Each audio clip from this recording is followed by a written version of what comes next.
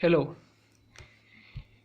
आज हम लोग 11th के चैप्टर्स के बारे में बातचीत करेंगे।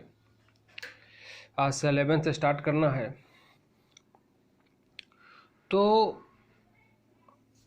पहले हम जानते हैं 11th की केमिस्ट्री के बारे में,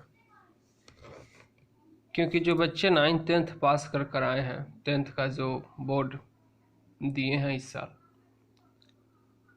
उनके दिमाग में एक बात बैठा है कि केमिस्ट्री का मतलब होता है केमिकल इक्वेशन, जैसे कि C+O2 CO2 लिख दिए ना जी। मतलब कि अगर केमिस्ट्री होगा तो उसमें कोई ना कोई एक केमिकल इक्वेशन जरूर होगा। केमिकल इक्वेशन नहीं है तो केमिस्ट्री नहीं है। तो उन लोगों से हम ये कहना चाहते हैं कि केमिस्ट्री जो है वो मटेरियल साइंस है, पार्टिकल का साइंस है, कणों का विज्ञान है, पार्टिकल साइंस है। और पार्टिकल जो है,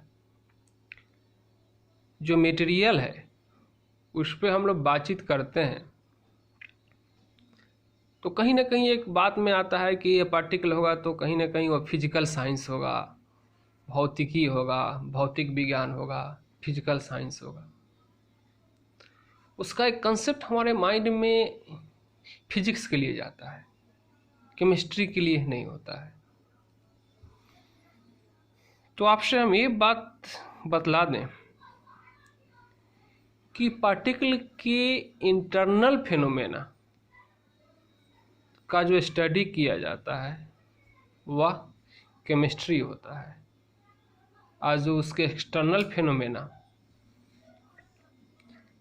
का जो स्टडी किया जाता है वह फिजिक्स होता है। जैसे कि एक छोटा सा एग्जांपल से हम समझें कि एक बैटरी है, एक सेल है,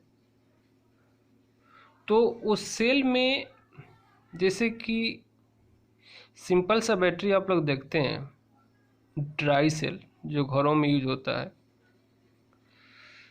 या फिर इन्वर्टर का सेल, इन्वर्टर का बैटरी, जो कुछ भी आप लोग देखे हैं,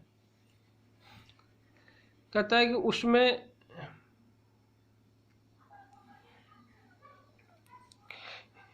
दो बातें होंगी कि एक यहाँ से वायर निकल कर उसके एक एंड से वायर निकल कर दूसरे एंड तक जाता है। जैसे अगर इस टाइप का अगर बैटरी कोई डिज़ाइन है तो एक चीज़ आप लोग देखे होंगे कि एक एंड से वायर निकल कर एक दूसरे एंड तक जाता है, एक एंड से वायर निकलता है दूसरे एंड तक जाता है। तो यहाँ से इलेक्ट्रॉन निकलता है एक एंड से और दूसरे एंड तक जाता है। क्लियर? तो इस बैटरी से, इस सेल से इलेक्ट्रॉन को निकालने के लिए कोई ना कोई प्रोसेस, कोई ना कोई फिनोमेना, कोई ना कोई रिएक्शन तो हुआ होगा। बिना रिएक्शन का इलेक्ट्रॉन इसमें से क्यों निकलेगा? बात समझ आ रही है? तो इलेक्ट्रॉन को निकालने के लिए जो भी प्रोसेस होता है, जो भी फिनोमेना होता है, उसका जो हम लोग स्टडी करते हैं, यानी कि बैटरी के इंटरनल पार्ट में, वो सब केमिस्ट्री होता है। और जैसे ही इलेक्ट्रॉन इस वायर में आ गया तो इलेक्ट्रॉन को वायर में जाने के बाद उसके बहुत सारे इफेक्ट होते हैं। मैग्नेटिक इफेक्ट होता है, इलेक्ट्रिक इफेक्ट होता है, हीटिंग इफेक्ट होता है, बहुत सारे। तो ये सब फिजिक्स हो जाता है, ये सब फिजिक्स हो जाता है। क्लियर? यानी कि हम कह सकते हैं कि फिजिक्स जो है वह एक फिजिकल साइंस है और केमिस्ट्री भी है, वह एक फिजिकल साइंस है। क्लियर? लेकिन केमिस्ट्री को सिंपल हम फिजिकल साइंस ही नहीं कह सकते हैं। जैसे कि सबसे पहले अगर हम साइंस को डिफाइन करें, साइंस, तो साइंस के बारे में हम लोग जानते हैं कि किसी भी चीज़ों का अगर हम सिस्टेमेटिक स्टडी कर रहे हैं, क्रमबद्ध अध्ययन कर रहे हैं, तो साइंस होता है। सिस्टेमेटिक स्टडी है तो साइंस है, सिस्टेमेटिक स्टडी नहीं है तो साइंस नहीं है। क्लियर? तो सिस्टेमेटिक स्टडी में भी हम लोग देखते हैं कि सिस्टेमेटिक स्टडी अगर हम कर रहे हैं तो साइंस है। तो साइंस में भी एक हमारा नेचुरल साइंस होता है और दूसरा होता है हमारा social science. Social science. Clear? तो फिर इस नेचुरल साइंस और सोशल साइंस में क्या अंतर है? तो नेचुरल साइंस कहता है कि यह एक्सपेरिमेंटल वेरीफाइड फैक्ट होता है। वेरीफाइड फैक्ट, जो एक्सपेरिमेंटल वेरीफाइड फैक्ट हैं, तथ्य हैं, अगर हम उनका सिस्टेमेटिक स्टडी कर रहे हैं तो नेचुरल साइंस है। अगर जिसमें एक्सपेरिमेंटल वेरिफिकेशन नहीं है, जिसका प्रायोगिक सत्यापन नहीं है, एक्सपेरिमेंटल वेरिफिकेशन नहीं है, वो सोशल साइंस है। जैसे हम लोग पढ़े हैं कि कार्बन डाइऑक्साइड गैस को अगर हम लाइम वाटर से पास करा दें, CO2 को कार्बन डाइऑक्साइड गैस को अगर लाइम वाटर से पास करा दें तो कलर इसका मिल्की हो जाता है। क्लियर? तो ये चीज़ जो हम पढ़े हैं तो इसका हम एक्सपेरिमेंट कर कर देख सकते हैं। Law of reflection of light, refraction of light, जो कुछ भी पढ़े हैं उस सबको हम एक्सपेरिमेंट कर कर देख सकते हैं, उसको एक्सपेरिमेंट से वेरीफाई कर सकते हैं। लेकिन सोशल साइंस में हम लोगों ने जो कुछ भी पढ़ा है उसको हम एक्सपेरिमेंट से वेरीफाई नहीं कर सकते हैं। जैसे हम लोगों ने पढ़ा है मुगलिया सल्तनत, मुगल एम्पायर, उसके बाद हम लोग और सारी चीज़ जो कुछ भी पढ़े हैं सोशल साइंस में, उसको हम एक्सपेरिमेंट कर कर वेरीफाई नहीं कर सकते हैं। अगर हम आज के डेट में कोशिश करें एक्सपेरिमेंट कर कर या वेरीफाई करने के लिए कि ताजमहल किसने बनवाया, लाल किला किसने बनवाया, तो इसको हम वेरीफाई नहीं कर सकते। इसका कोई एक्सपेरिमेंटल एविडेंस नहीं है मेरे पास। जो कुछ भी है वो बुक में लिखी गई चीज़ें हैं जिसको पढ़ लेते हैं हम, उसको एक्सपेरिमेंट से हम प्रूफ नहीं कर सकते हैं। तो जिसको प्रूफ नहीं कर सकते हैं एक्सपेरिमेंट से, वो सबके सब सोशल साइंस है। क्लियर? अब नेचुरल साइंस में भी, इस नेचुरल साइंस में भी दो पार्ट हुआ। नेचुरल साइंस की अगर हम बात करें तो नेचुरल साइंस की अगर हम बात करें तो इसमें भी दो पार्ट होता है। एक पार्ट होता है फिजिकल साइंस, और दूसरा होता है लाइफ साइंस।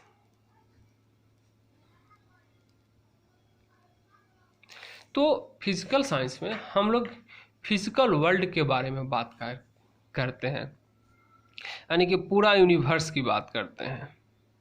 और यूनिवर्स में आप लोग को पता है कि एटम से लेकर बहुत बहुत बड़े बड़ी स्टार तक है, एटम से लेकर स्टार तक।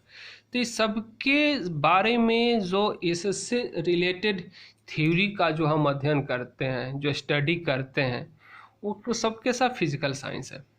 और लाइफ साइंस में जो कुछ भी हम लॉ ऑफ लाइफ के जो रूल्स हैं उसका स्टडी करते हैं, तो वह लाइफ साइंस है। लाइफ साइंस भी दो पार्ट में बढ़ता है, बॉटनी और जूलॉजी में, बॉटनी और जूलॉजी। और इसी के लिए दोनों को अगर एक शब्द में अगर हम इसको हम बायोलॉजी कह लेते हैं। क्लियर? फिजिकल साइंस भी दो पार्ट में बढ़ता है, एक फिजिक्स में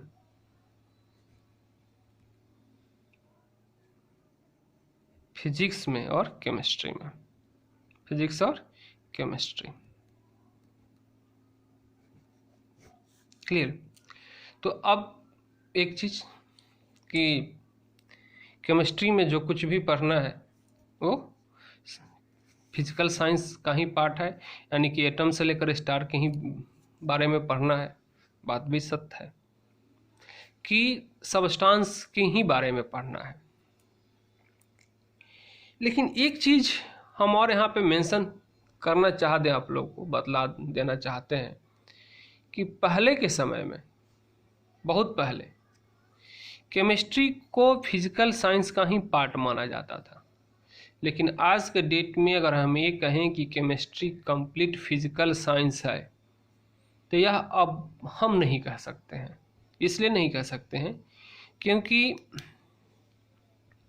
बायोलॉजी में भी जो हम लोग कार्बोहाइड्रेट पढ़ते हैं, प्रोटीन पढ़ते हैं, लिपिड पढ़ते हैं, ये सब के सब क्या है? एक सब के सब केमिकल कंपाउंड्स हैं। तो केमिकल कंपाउंड्स हैं तो फिर तो इसमें केमिस्ट्री आ गई ना। या फिर विदाउट केमिस्ट्री बायोलॉजी कुछ नहीं होता है। विदाउट केमिस्ट्री बायोलॉजी कुछ नहीं होता है। यानी कि केमिस्ट्री जो है वो कहीं ना कहीं एक फिजिकल साइंस में और एक लाइफ साइंस में, फिजिकल साइंस और लाइफ साइंस के बीच कोऑर्डिनेट करता है, कोऑर्डिनेट करता है। और दोनों के बीच में जो कोऑर्डिनेट करता है वही केमिस्ट्री हुआ। केमिस्ट्री फिजिकल साइंस में भी होता है और केमिस्ट्री लाइफ साइंस में भी होता है। क्लियर। जो भी मेडिसिन्स हैं वो सारे मेडिसिन क्या है? केमिकल कंपाउंड्स हैं। या जो कुछ भी हम लोग हमारे लाइफ प्रोसेस के लिए जो कुछ भी फेनोमेना है वो सबका सब क्या है? केमिकल रिएक्शन है। जैसे कि रेस्पिरेशन केमिकल रिएक्शन है, digestion of food chemical reaction है, या जो भी हमारे बॉडी की एक्टिविटीज़ हो के लिए जो रेस्पॉन्सिबल हार्मोन्स हैं, प्रोटीन्स हैं, सबके सब क्या है? सबके सब केमिकल्स हैं। क्लियर। तो आई होप आप लोग समझ गए होंगे कि केमिस्ट्री जो होता है वो फिजिकल साइंस में भी होता है और लाइफ साइंस में भी होता है, दोनों के पार्ट के बीच में होता है। क्लियर।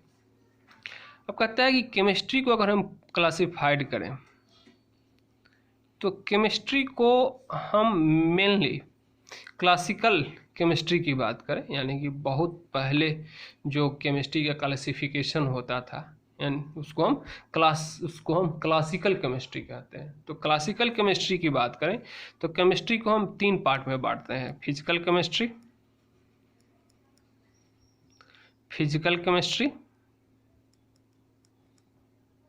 उसके बाद इनऑर्गेनिक केमिस्ट्री,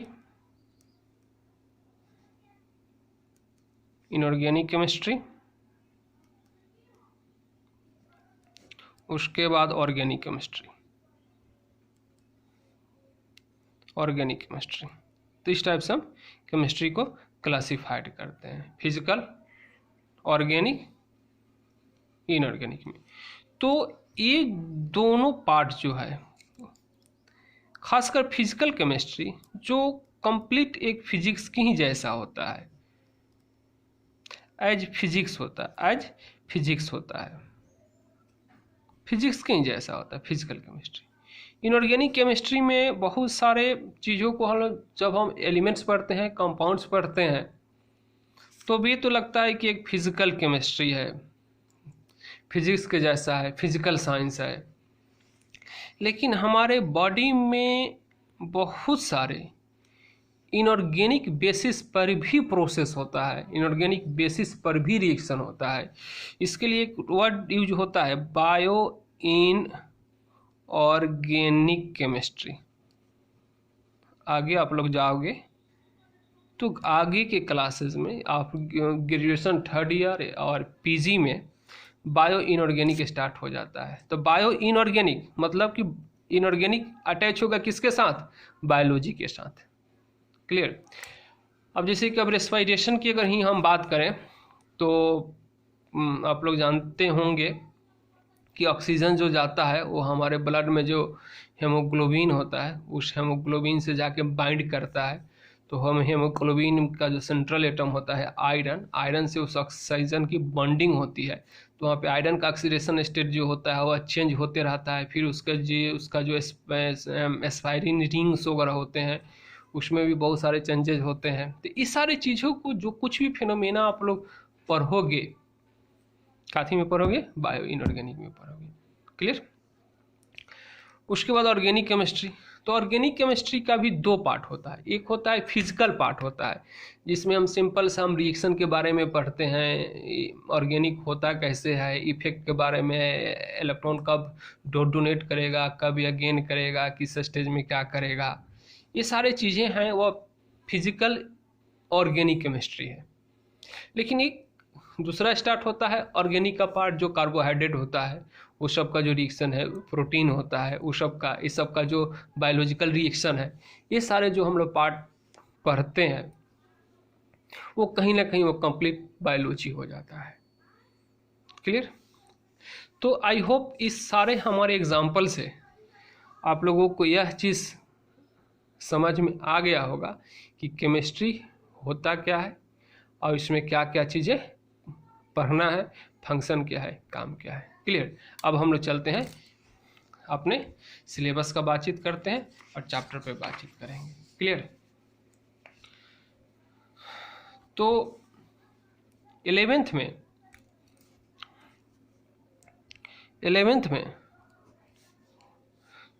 14 चैप्टर्स केमिस्ट्री के पढ़ने हैं। इसमें एनसीईआरटी में आप लोग देखोगे तो 2 बुक है, फर्स्ट बुक और सेकंड बुक, या साइट्स बुक वगैरह में भी देखोगे तो 2 बुक है, वॉल्यूम फर्स्ट, वॉल्यूम सेकंड। तो 14 चैप्टर्स आपको पढ़ना है। फर्स्ट बुक में 7 चैप्टर्स है, बाकी 7 सेकंड बुक में चैप्टर्स है।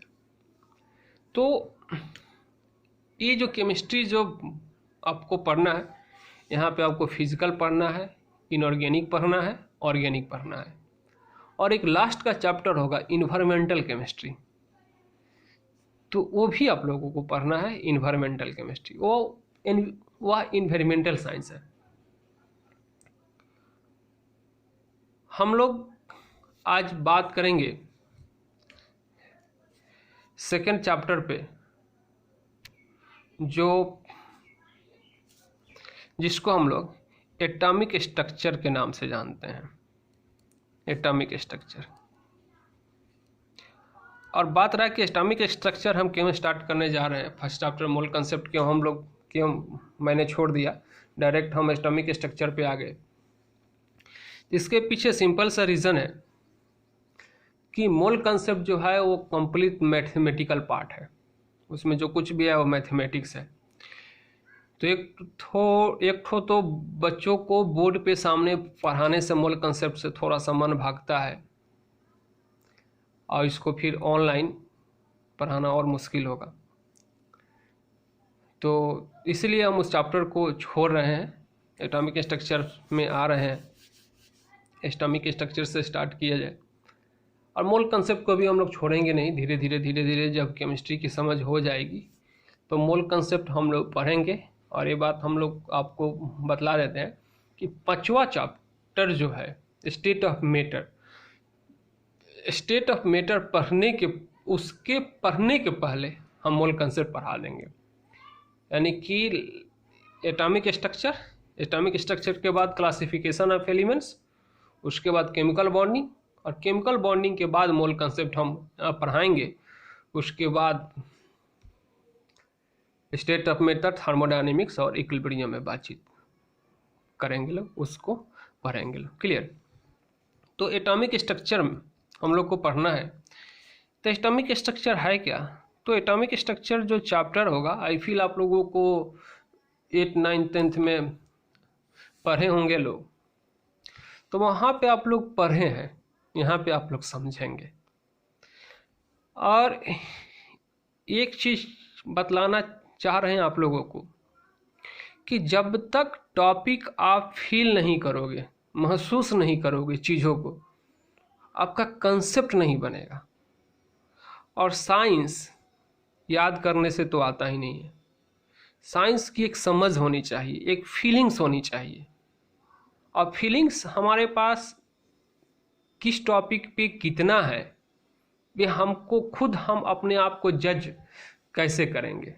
तो खुद जज करने का एक टेक्निक है कि हम लोग यहाँ पे एटॉमिक स्ट्रक्चर जो पढ़ेंगे, इस एटॉमिक स्ट्रक्चर को अगर हम अपने जीवन के साथ, सोसाइटी के साथ या किसी अन्य घटनाओं के साथ अगर इसके जो प्रिंसिपल है, इस प्रिंसिपल का जो रिलेशन है, हम एक दूसरे क्षेत्र में, दूसरे फील्ड में, चाहे तो हमारा डेली लाइफ का जो फील्ड है, हमारा सोसाइटी का फील्ड है, या हमारे और सारे कुछ भी फील्ड्स हैं, वहाँ पे अगर हम इसके प्रिंसिपल को यूज़ कर पा रहे हैं, इसके प्रिंसिपल के बेसिस पे हम दूसरे फिनोमेनाओं को समझ रहे हैं, एक्सप्लेन कर ले रहे हैं, तब समझिए कि इसका एक फीलिंग्स हमारे पास आ गया। और नहीं तो चैप्टर रटेंगे, इक्वेशन रटेंगे, 2-4 ठो क्वेश्चन बना लेंगे, 4-5 ठो क्वेश्चन रट लेंगे, स्कूल में नंबर आ जाएंगे, हम अपने आप को विद्वान साबित कर लेंगे, होता है। लेकिन मेरा मानना है कि भले नंबर 2-4% कम है, चीज़ों की समझ होनी चाहिए, फीलिंग्स होनी चाहिए। क्लियर? तो एटॉमिक स्ट्रक्चर क्या है? तो एटॉमिक स्ट्रक्चर्स में आप जो पीछे के क्लासेस में, पहले के क्लासेस में जो आप लोग पढ़े हो, तो यही ना पढ़े हो कि एटम होता है, उसमें एक न्यूक्लियस होता है, न्यूक्लियस में प्रोटॉन होता है, न्यूट्रॉन होता है और इलेक्ट्रॉन होता है, इसके तरफ रिवॉल्व करते रहता है। यही सारे कुछ एटम के बारे में पढ़े हो। तो आखिर यहाँ से क्या इन्फॉर्मेशन निकल रहा है? यहाँ से जो एटम ऐसा होता है, इसका इन्फॉर्मेशन क्या है? यही एटॉमिक स्ट्रक्चर है। बात सत्य है कि यही एटॉमिक स्ट्रक्चर है, लेकिन यहाँ से तुम इन्फॉर्मेशन क्या कलेक्ट कर रहे हो? यह सब क्या है? ये सब चीज़ क्या है? तो यह एटम के अंदर उसके जो सब एटॉमिक पार्टिकल्स हैं, यानी कि प्रोटॉन्स हैं, न्यूट्रॉन्स हैं, इलेक्ट्रॉन्स हैं और सारे भी पार्टिकल्स होते हैं, इसको हम सब एटॉमिक पार्टिकल कहते हैं। क्या कहते हैं? सब एटॉमिक पार्टिकल्स कहते हैं। क्लियर? पार्टिकल्स कहते हैं। तो कहते हैं कि इसी का अरेंजमेंट ही ना एटम में है, तो इसी के अरेंजमेंट को पढ़ना है। क्लियर? यानी कि हम कह सकते हैं कि द स्टडी ऑफ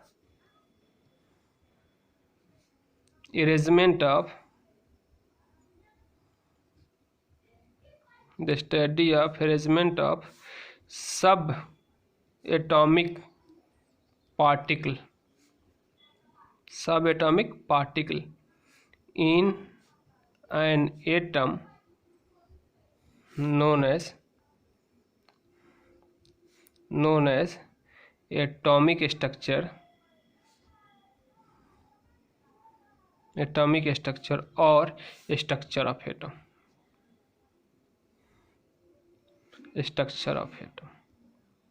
तो इसी को हम एटॉमिक स्ट्रक्चर कहेंगे या स्ट्रक्चर ऑफ एटम कहेंगे। क्लियर? तो कहता है कि एटॉमिक स्ट्रक्चर को हम 2-3 बेसिस पे पढ़ते हैं। फर्स्ट, डिस्कवरी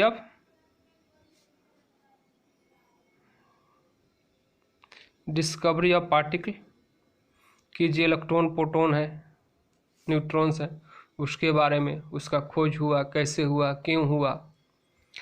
दूसरा हम पढ़ते हैं एटॉमिक मॉडल। तो एटॉमिक मॉडल हम 2 चीज़ों के बेसिस पे पढ़ते हैं। एक होता है पार्टिकल नेचर और दूसरा होता है ड्यूअल नेचर। और ड्यूअल नेचर एक बीच का रास्ता निकालना गया, एक्चुअली होता है वेव नेचर। और वेव और पार्टिकल दोनों के बीच का एक जो नेचर होता है, या फिर हम कह सकते हैं कि वैसा पार्टिकल जिसमें मैंने वैसा सबस्टांसेस, कण, पार्टिकल जिसमें पार्टिकल का भी नेचर हो, वेव का भी नेचर हो, उसको हम ड्यूअल नेचर का कहते हैं।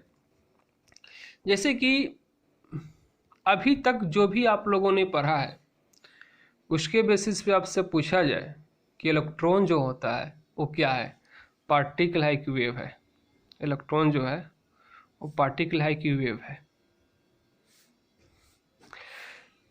तो आप लोगों ने जो इलेक्ट्रॉन के बारे में जो भी सीखा है, 2-3 चीज़ें सीखा है। एक सीखा है कि अगर कोई एटम है, जैसे कि सोडियम है, तो इसका एटॉमिक नंबर 11 होता है। इलेक्ट्रॉनिक कन्फिग्रेशन 2, 8, 1 होता है।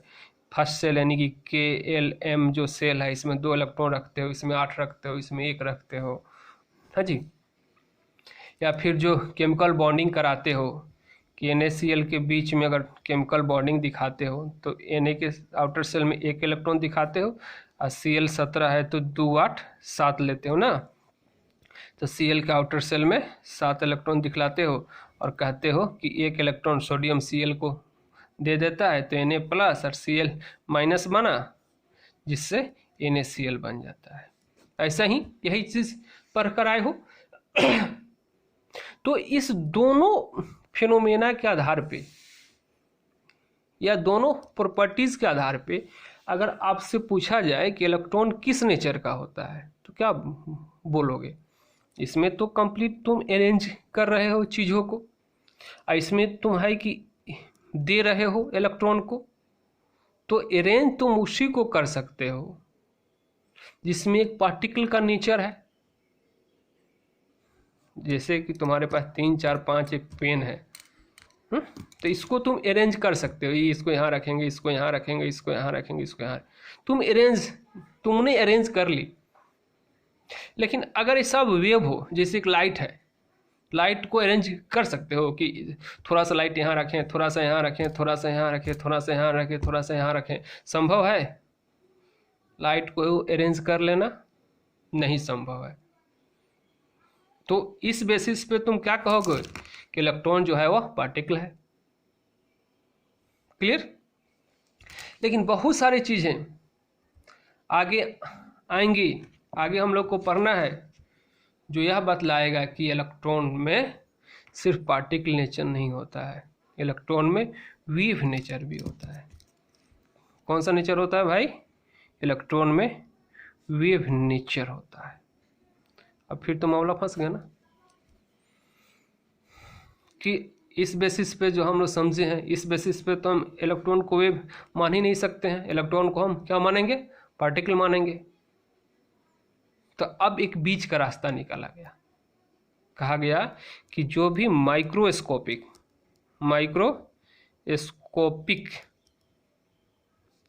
सबस्टांस हैं, इनके लिए एक कंडीशन होता है, ये ड्यूअल नेचर के होते हैं। क्या होते हैं? ड्यूअल नेचर के होते हैं। तो ड्यूअल नेचर का मतलब इसमें पार्टिकल नेचर भी होता है, इसमें पार्टिकल नेचर भी होता है, और इसमें वेव नेचर भी होता है, वेव नेचर भी होता है। तो वैसे सबस्टांस जिसमें पार्टिकल नेचर भी हुआ और वेव नेचर भी हुआ, उसको हम ड्यूअल नेचर का कहते हैं, उसको हम ड्यूअल नेचर का कहते हैं। तो इलेक्ट्रॉन भी हमारा ड्यूअल है। तो बहुत सारे पार्टिकल्स हैं जो ड्यूअल होता है, जैसे कि इलेक्ट्रॉन ड्यूअल है, लाइट का जो लाइट ड्यूअल है, रेडिएशन, बहुत सारे रेडिएशंस हैं, मैंने जो बहुत सारे का जो भी रेडिएशंस हैं, सभी रेडिएशन क्या है? ड्यूअल है। ये सब ड्यूअल होता है। इसका मतलब हुआ कि इसमें वेव का भी नेचर होता है, पार्टिकल का भी नेचर होता है। आई होप समझ में आई होंगी बात। क्लियर? तो यहाँ पे इलेक्ट्रॉन को हम सिर्फ एक ही नेचर में नहीं मान सकते हैं कि इलेक्ट्रॉन है। तो जो भी थ्योरी जो आएंगी उसमें इलेक्ट्रॉन के वेव नेचर का भी काम आएगा, इलेक्ट्रॉन के पार्टिकल नेचर का भी काम आएगा। इसी चैप्टर में एक साइंटिस्ट आएंगे, डी ब्रॉगली साहब। डी ब्रॉगली नाम क्या है? De Broglie theory. तो डी ब्रॉगली साहब के बारे में हम लोग पढ़ेंगे तो यहाँ से यह क्लियर हो जाएगा कि सबस्टांस के पार्टिकल नेचर के और वेव नेचर के बीच में एक रिलेशन होता है। यानी कोई भी माइक्रोस्कोपिक पार्टिकल है, माइक्रोस्कोपिक मतलब बहुत सूक्ष्म अगर कोई पार्टिकल है तो उसमें ड्यूअल बिहेवियर होता है, ड्यूअल नेचर होता है। उसमें पार्टिकल का भी नेचर होता है और वेव का भी नेचर होता है। क्लियर? तो यहाँ से बात क्लियर होती है। तो आई होप इतनी बातें आप लोग को समझ में आ चुकी होंगी। क्लियर? अब हम लोग बात करते हैं डिस्कवरी ऑफ इलेक्ट्रॉन पर। Discovery of electron.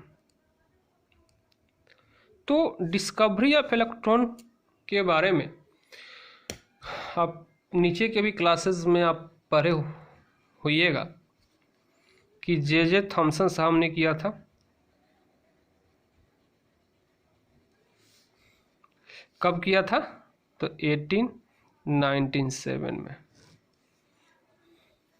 इलेक्ट्रॉन का डिस्कवरी किया था। अब एक क्वेश्चन आता है कि थॉमसन साहब के दिमाग में आखिर इलेक्ट्रॉन को डिस्कवर करने का विचार कहाँ से आया? क्यों इन्होंने सोचा, क्यों ये देखे, क्यों इनके मन में आया कि दुनिया में इलेक्ट्रॉन होगा या इलेक्ट्रॉन जैसा कुछ है या दुनिया में इलेक्ट्रॉन है? ये चीज़ ये कैसे फील किए? अभी कुछ देर पहले मैंने बोला कि बातों की फीलिंग्स होनी चाहिए हमें, चीज़ों को समझने को चीज़ों को फील करना है। अगर हम बहुत अच्छे से फील नहीं कर पा रहे हैं तो समझिए कि वो हम पढ़ लिख कर कुछ अच्छा करने वाले नहीं हैं। तो इलेक्ट्रॉन के बारे में कोई ना कोई फीलिंग्स आई होगी दुनिया में, कोई ना कोई फील किया होगा, फिर उसको निकाला गया होगा, देखा गया होगा। क्लियर? तो इलेक्ट्रॉन को जो फीलिंग्स आई, इलेक्ट्रॉन को जो सबसे पहले फील किए कि इलेक्ट्रॉन जैसा कुछ होता है, ये जे थॉमसन साहब नहीं किए थे, ये माइकल फैराडे किए थे। Michael Faraday, Michael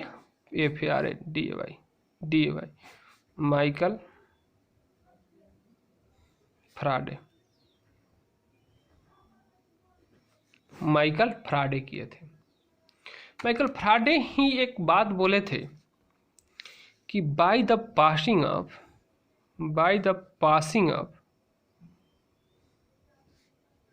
electric current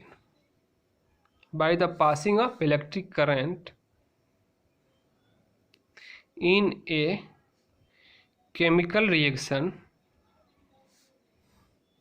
rate of reaction become fast। यानी कि फ्राइडे साहब ने यह बोला कि अगर हम कोई केमिकल रिएक्शन करा रहे हैं, इस कंटेनर में अगर हम कोई केमिकल रिएक्शन करा रहे हैं तो ऐसे ही कोई केमिकल रिएक्शन हो रहा है तो जिसको होने में अगर सपोज दैट कि 10 मिनट्स का समय लग रहा है, अगर हम इसमें इलेक्ट्रिक करंट पास करा दें, इलेक्ट्रोड देकर इसमें अगर हम इलेक्ट्रिक करंट पास करा दें तो ये जो रिएक्शन है वो फास्ट हो जाता है। यानी कि लेस देन 10 मिनट्स में ये रिएक्शन होगा, 10 मिनट से कम समय लगेगा इस रिएक्शन को होने के लिए। यानी कि रेट ऑफ रिएक्शन फास्ट हो गया। क्लियर?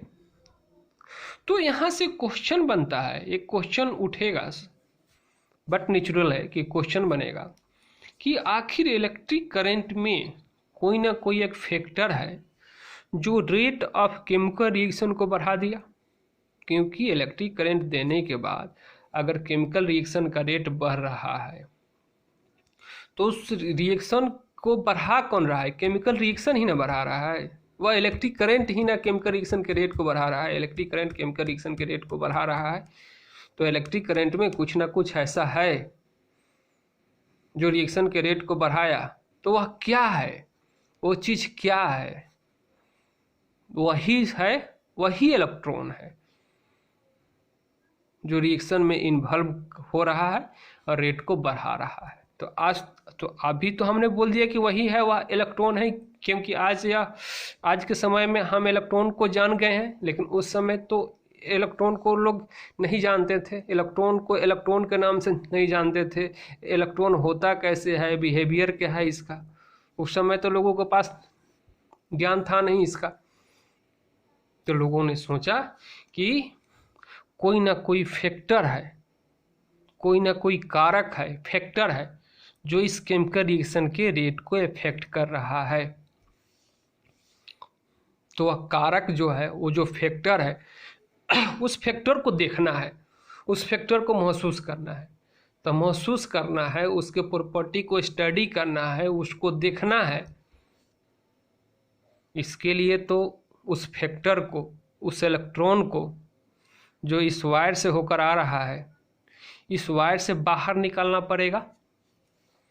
क्योंकि अगर किसी वायर से करंट पास हो रहा है तो वायर को देखकर तो हम नहीं ना बता सकते हैं कि करंट पास हो रहा है कि नहीं हो रहा है। फर्स्ट बात। दूसरी बात कि करंट पास हो रहा है तो किस चीज़ का पासिंग हो रहा है, या जो चीज़ पास हो रहा है उसका नेचर क्या है, उसका प्रॉपर्टीज़ क्या है, वायर को तो देखकर हम समझेंगे नहीं। उसके लिए उस करंट को, उस इलेक्ट्रॉन को, उस फैक्टर्स को उस वायर से बाहर निकालना पड़ेगा, ताकि बाहर, जैसे ही वो बाहर निकलेगा हम उसको समझेंगे, हम उसको फील करेंगे, हम उसको महसूस करेंगे। क्लियर?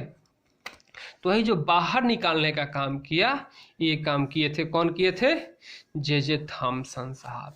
ये एक एक्सपेरिमेंट किए जिससे इलेक्ट्रॉन क्या हुआ, वायर से निकलकर बाहर आया, फिर उसके प्रॉपर्टी का स्टडी किए। तो एक चीज़ को दिमाग में बैठा लिया जाएगा कि इलेक्ट्रॉन को फील किए सबसे पहले माइकल फैराडे साहब ने। उन्होंने ही सबसे पहले बतलाया कि by the passing of the electric current rate of a chemical reaction rise. Michael Faraday साहब क्या किए, जे थॉमसन साहब क्या किए, उस फैक्टर को पता लगाए।